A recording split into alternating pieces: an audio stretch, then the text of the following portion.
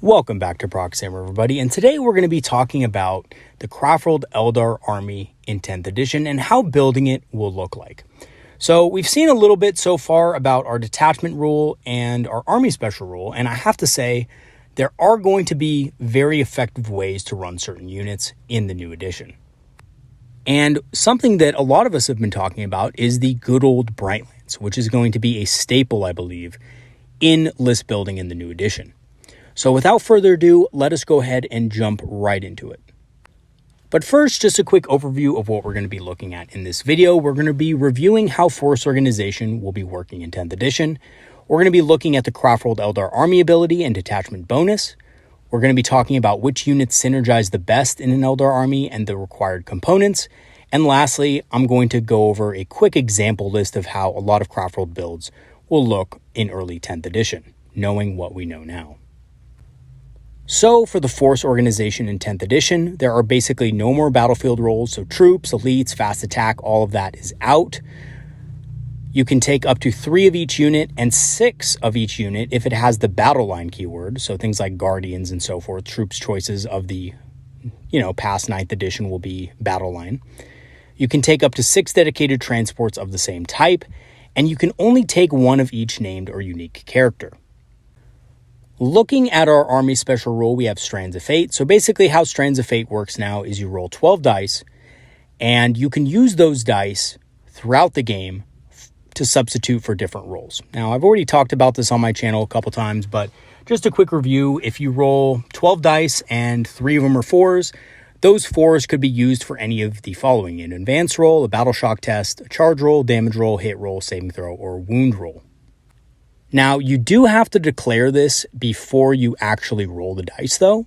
So that means that once you roll that dice, you can no longer use a fate dice for it. So you do have to choose carefully. But otherwise, you can use fate dice basically whenever you want, as many times as you want. There's no limit per turn to how many you can use. And in addition, there are other ways to generate fate dice throughout the battle, either via Farseers or Guardian Defenders being able to hold objectives.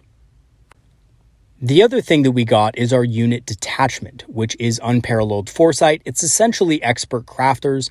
Every single unit in the army can reroll a single hit roll and a single wound roll each time it shoots or fights. This is especially powerful on single shot weapons like Bright Lances, but it's also very powerful on mixed roll units, things like Shining Spears, stuff like that, who are going to be shooting and also assaulting. Now, before we get into anything else, I do want to address the elephant in the room. I did a video on this basically a couple of days ago covering it, but let's just talk about it again really quick to just get it out of the way. And that is that neither Strands of Fate nor Unparalleled Mastery are overpowered. And I've heard a lot of people complain about this, and to be honest, I think it's complete nonsense. So just to get that out of the way, we've also seen the Thousand Suns preview today, and they are looking extremely strong. So I think basically we're going to have a lot of strong factions coming in at 10th. And, based on the faction preview so far, a lot of them are looking very powerful, including the Thousand Suns, which I just got a chance to look at this morning. And man, are they looking strong. A lot of high AP on their weapons and a lot of good psychic abilities and ability to deal mortal wounds and things like that. As for the Eldar faction focus, both Strands of Fate and Unparalleled Mastery are very strong, but they do require good planning and army composition to function well. Strands of Fate will also need to be managed well to get the most out of it. You need to plan it correctly in order for it to be powerful. And Unparalleled Mastery requires a certain min-max composition to be good. So you do need to build your army in a certain way to get the most out of it. So which units are going to synergize the best in an Eldar army, and what are the required components? So single models with high impact attacks like Bright Lances or D-Cannons are going to be very powerful. Obviously, because rerolling a single hit and wound on something that's only a single shot is extremely efficient. Smaller units with more powerful weapons on the Exarch are going to be very good, like the Fire Pike.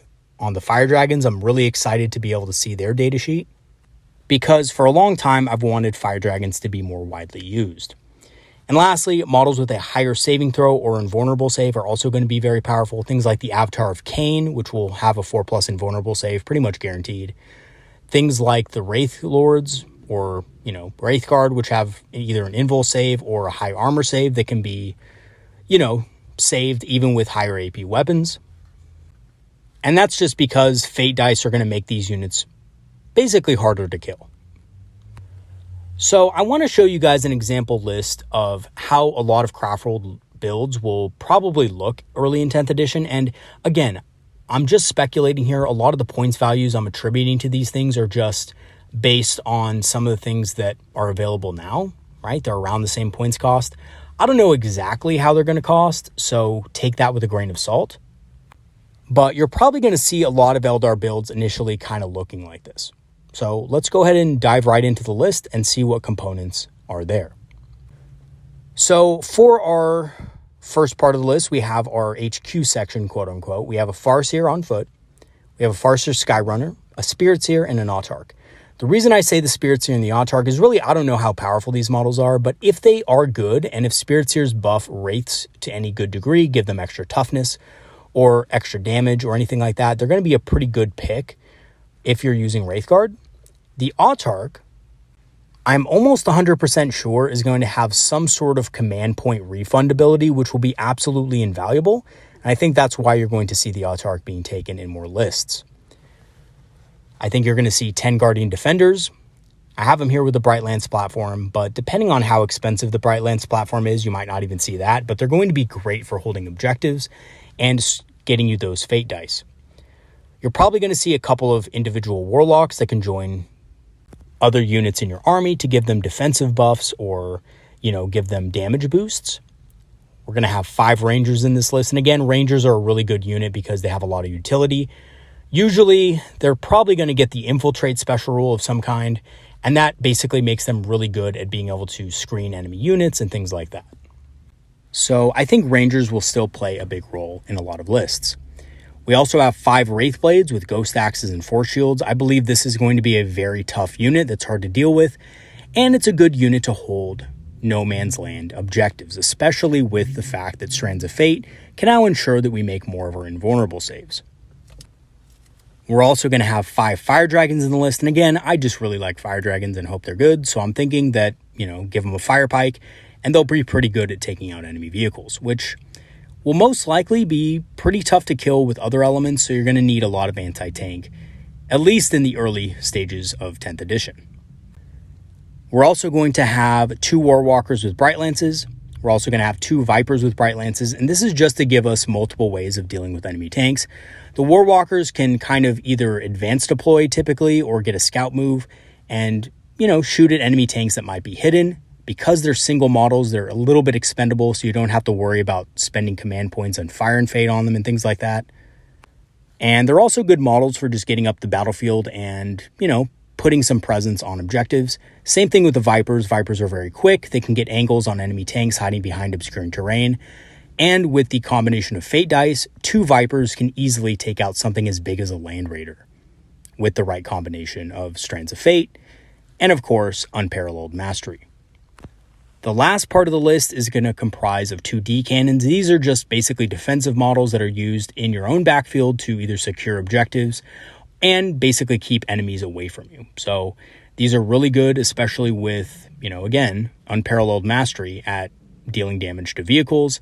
And because D cannons are kind of multi-purpose, they also deal very well with heavy infantry. You can be sure that these units can also take out units of Terminators, which, because of the blast keyword, will probably get an additional shot against.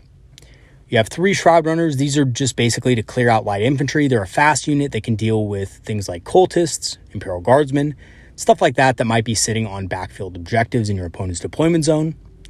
We have a Falcon, which is basically used for delivering your Fire Dragons to the spot that you want them on the battlefield.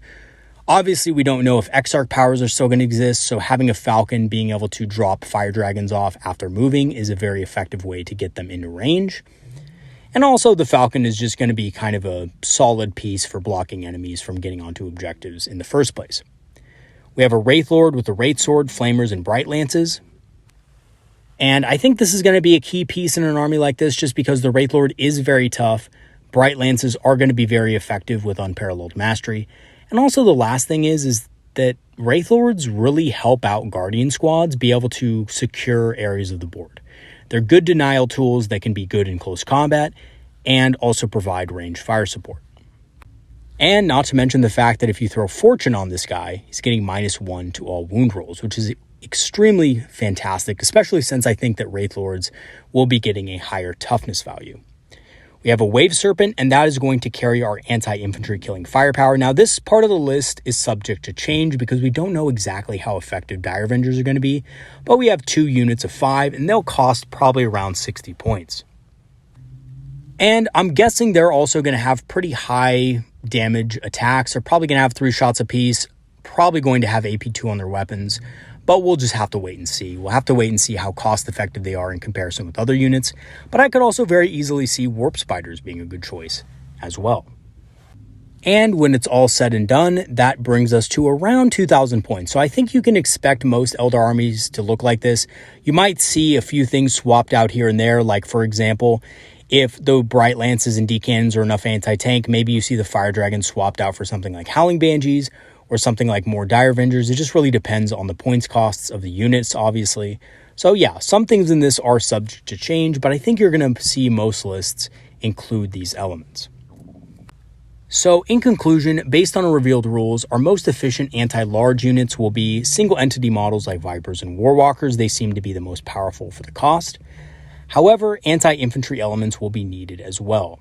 So Dire Avengers seem like they'll be a great option when getting out of a Wave Serpent because of the, assault transportability or supporting fire ability that they get so they can reroll wounds when they disembark. I think this will be the same for a Wave Serpent as well, but we'll just have to wait and see.